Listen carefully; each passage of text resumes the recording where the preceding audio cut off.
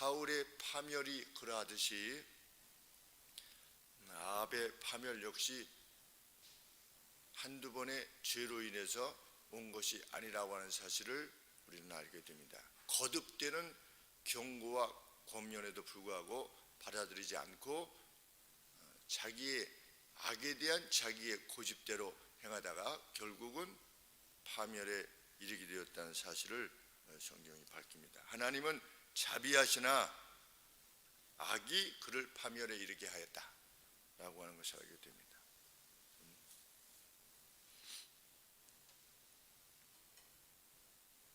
우상을 숭배했고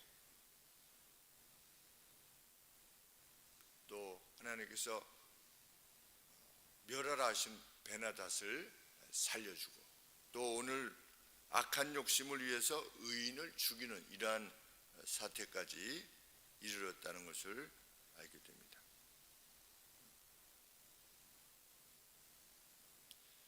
자신의 궁 가까이에 좋은 포도원이 있었습니다. 주인의 이름은 나봇입니다. 아합은 주인인 나봇에게 적절한 보상을 줄 테니 그 포도원을 나에게 넘겨라. 이렇게 좋은 말로 했습니다. 좋은 말로. 좋은 말인데 하나님 앞에서는 악한 말입니다. 왜냐하면 나봇의 언급대로 조상의 유업을 내가 돈을 주고 팔 수 없습니다 라고 한 것처럼 레위기서에 보면 하나님이 할당해 주신 땅은 팔거나 아니면 다른 것으로 바꿀 수 없도록 하나님께서 행하셨습니다. 그런데 그 법을 개의치 아니한 것입니다. 하나님의 법을 개의치 않은 것입니다. 인간적으로 보면 별 더 좋은 포도원을 줄 수도 있겠습니다. 그리고 아합은 좋은 말로 했습니다. 그러나 나봇은 하나님이 두려워서 행할 수가 없었던 것입니다. 레위기 25장 23절에 토지를 영영히 팔지 말라 하나님의 명령이 기록되어 있는 것입니다. 주신 땅과 주인이 불가분의 관계를 가지고 있도록 하라. 이것이 하나님의 명령입니다. 오늘로 치면 무엇일까 이렇게 생각을 해봅니다. 하나님께서 내게 주신 목, 일생에 있어서 하나님이 내게 할당해 주신 몫에 만족하고 감사하고 기쁘게 사는 것, 그것이 참 하나님이 우리에게 지금 땅을 주시지 않지 않겠습니까? 땅이라고 하는 유업, 하나님께서 우리에게 주신 신앙의 유업, 그 안에서 모든 것을 만족해하며 살아가는 그러한 삶을 살 것을 요청하신 것입니다. 거듭된 아합의 유혹과 간청, 위협이 아니지요. 아합도 얼핏 하나님의 법을 인식한 것입니다. 그러니까 슬퍼하면서 밥을 먹지 않았다. 완전히 이방 왕 같으면 어떻게 하겠습니까? 그냥 당장에 죽이는 거죠. 왕의 명령을 거부했으니까. 시돈의 왕은 그렇게 행하지 않았던 겁니다. 이세벨이 시돈의 공주였는데 시돈에서는 왕이 좋은 포도원이 있어서 좀 바꿔달라 이것이 아니라 내가 명하노라 그것을 나한테 바쳐라 라든지, 조금 더 선한 왕이라면 아합처럼 행하는, 내가 바꿔주마, 아니면 내가 원하는 대로 내가 돈을 주마, 이러한 방식으로 하는 것인데 아합은 뜨겁지도 않고 차갑지도 않은 겁니다. 중간 상태에 있는 겁니다. 하나님도 믿고 우상도 믿고 세상 방식도 취하고 하나님 방식도 취하고 이런 상태 가운데 있었던 겁니다. 그래서 누워 있었다. 밥도 먹지 않고. 그랬더니 시돈에서는 그렇게 행하지 않은 것이지요. 그래서 이세벨이 뭐라고 hin란을 합니까?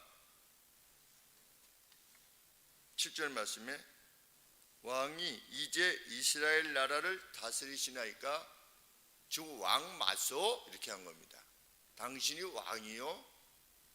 왕이 되어가지고 그렇게 유약해가지고서 좀 밥 좀 먹으셔. 내가 책임질 테니까. 내가 나봇의 포도원을 갖다 바칠 테니까 나를 믿고 좀 힘을 내시오. 이렇게 자기 남편 아합에게 행했던 겁니다. 그리고 사람을 불러서 어떻게 한 것입니까? 거짓 증인을 세운 것입니다. 그리고 금식을 선포해라. 왜? 하나님의 이름을 모독하는 망령된 말을 행한 자를 이제 죽여야 된다라고 하는 그러한 거짓을 만들어야 되기 때문에 금식을 선포하는 것입니다. 이러한 슬프고 이러한 안타까운 일이 이제 우리 이스라엘 땅에 일어났다. 어떤 일이? 하나님을 대적하는 일이 일어났다. 그렇게 해서 무가치한 자, 비루한 자라. 무가치한 자, 그러니까 아주 악한 자이겠습니다. 오늘날로 말하면 쉽게 말씀드리면 양아치인 것입니다. 양아치 둘을 고용해서 거짓 증언을 하게 하는 것인데, 그 증언이 참된 것이다 라고 믿게 하기 위해서 금식을 선포하고 2명을 포섭해서 말하도록 해라. 무엇을 말하도록 하게 했는가? 13절, 나봇이 하나님과 왕을 저주하였다 하며 무리가 저를 성 밖으로 끌고 나가서 돌로 쳐서 죽였다. 이후에 이세벨이 와서 나봇에게 말합니다. 나봇이 돌에 맞아 죽었다함을 듣고 아합에게 와서 말했습니다. 무엇이라고 말했습니까?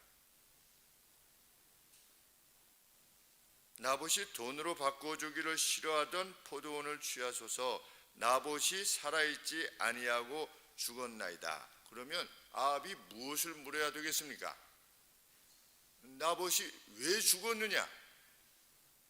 이렇게 물어야 되는데 벌써 안 것입니다. 그래서 아합이 나봇의 죽었다함을 듣고 묻지도 않고 곧 일어나 이스라엘 사람 나봇의 포도원을 취하러 그리로 내려갔다. 바로 간 겁니다. 사람이 죽었다는데 왜 죽었느냐? 이게 자신이 왕이 아니겠습니까? 그러면 솔로몬 같으면 하나님 나라 안에서 공의가 실현돼야 되는데 자기도 모르는 사이에 누가 죽었다. 왕인 자신이 모르는 사이에 누가 죽었다. 그러면 하나님을 대신하여서 통치 행위를 해야만 되는 자신의 직임을 이해했다면 결코 그렇게 할 수 없는 것이나 바로 그 기쁨을 이기지 못해서 간 것입니다. 참 얼마나 놀라운 일인가 알 수 없습니다. 저는 참 이해할 수 없는 것 가운데 하나가 무엇이냐면 화가 나서 사람을 죽인다는 것. 화가 나서 죽인다는 건 그래도 조금 그냥 욱하는 마음에 그럴 수 있다, 그럴 수 있는 것이 아니겠지만 여간에 그런데 유전 때문에, 기름 때문에, 오일 때문에 전쟁을 일으켜서 사람들이 죽는다. 자기의 어떤 권력욕을 위해서 사람을 죽인다. 살아있는 사람을 권력욕을 위해서 누구를 감옥에 보낸다. 누구를 숙청한다. 이 공산주의 내에서 주로 그것이 많이 이루어지는 것인데, 그냥 무수한 사람이 죽는 것에 대해서 개의치 않는 것입니다. 놀라운 일이 아닐 수 없습니다. 사람을 어떻게 죽일 수 있는가? 그런데 악인은 사람을 죽이는 데까지 그 패션, 그 격정을 그 어떤 심한 것으로 여기지 않게 된다는 것. 그래서 결국은 미친 사람처럼 된다는 것. 욕심은 사람을 미친 사람같이 만든다는 것. 정말 우리 마음에 새겨야 되는 내용이라 합니다. 미치게 되는 것입니다. 탐닉. 그런데 심지어 누구도 그랬느냐? 다윗도 그랬다. 우리 아합은 포도원을 탐낸 것인데 다윗은 성을 탐내기 위해서 사람을 죽였다. 의인을 죽인 것입니다. 다윗 역시.